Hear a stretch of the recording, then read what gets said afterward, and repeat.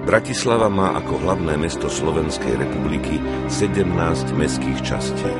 V roku 1972 bola dedina Devínska Nová Ves priradená ako nová mestská časť k Bratislave. Naozaj asi celé Slovensko dnes s napätím sledovalo drámu v Devínskej Novej Vsi. Čas si mu šiblo do Kotrovitému Harmanovi. Ja som nevedela, že v byte vedľa je toľko nábojov a strelných zbraní, ani sme to netušili. Ponižovali ho, terorizovali ho.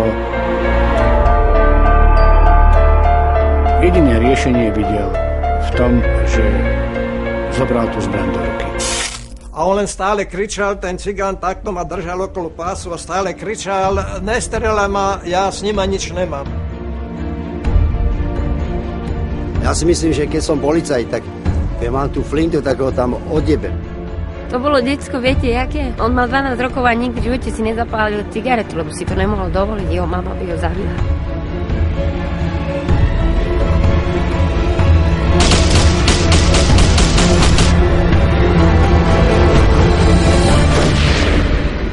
Devínský masakr.